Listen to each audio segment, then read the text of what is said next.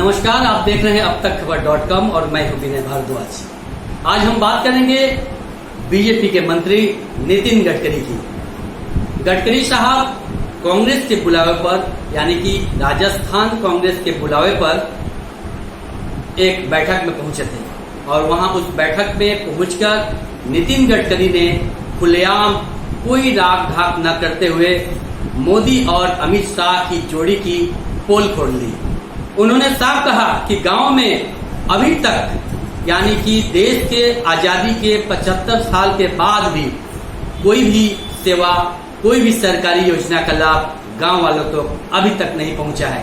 आइए नितिन गडकरी खुद क्या बोलते हैं, उन्हें सुनते हैं।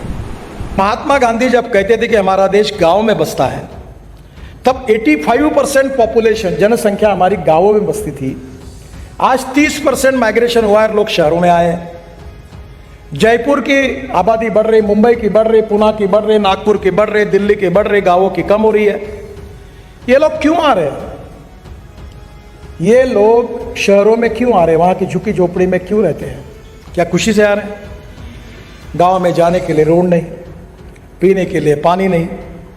स्कूल की हालत ऐसी है कि अगर स्कूल की बिल्डिंग है तो टीचर नहीं, टीचर है तो बिल्डिंग है नहीं, दोनों है तो विद्यार्थी नहीं, तीनों है तो पढ़ाई नहीं।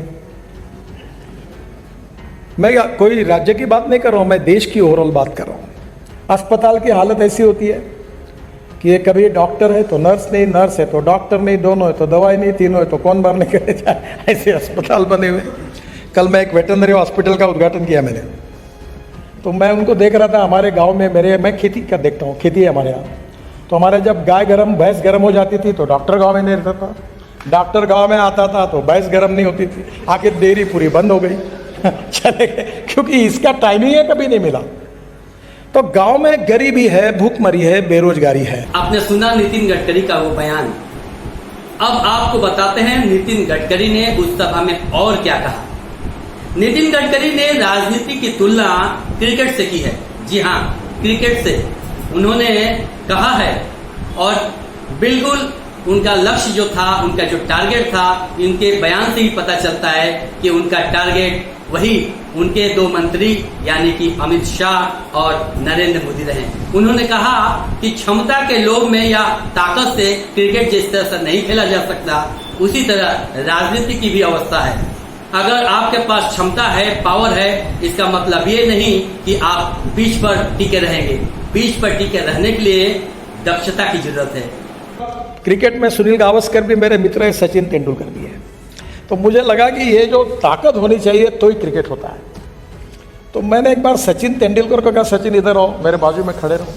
तो मैंने देखा सचिन तेंदुलकर मेरे इतना ही है। तो मैंने कहा, तुम इतने छक्के मारते हो, फास्ट स्ट्रोक मारते हो, तुम्हारे हाथ में तो कोई ताकत ही नहीं है।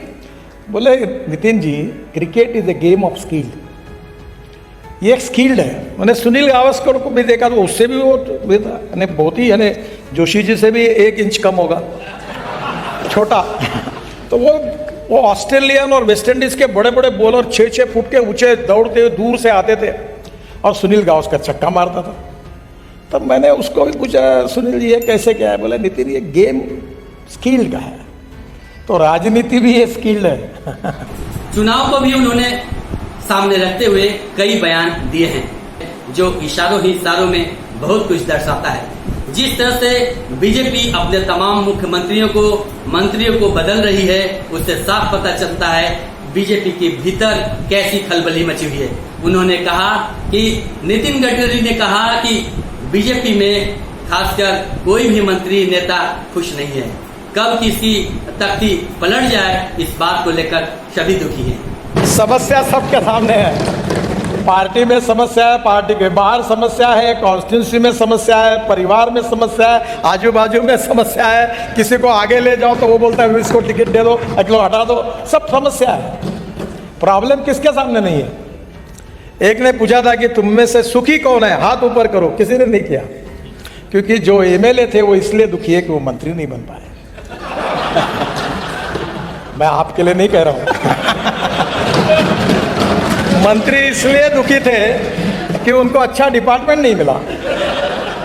जिनको अच्छा डिपार्टमेंट नहीं मिला वो इसलिए दुखी थे कि वो मुख्यमंत्री नहीं बन पाए।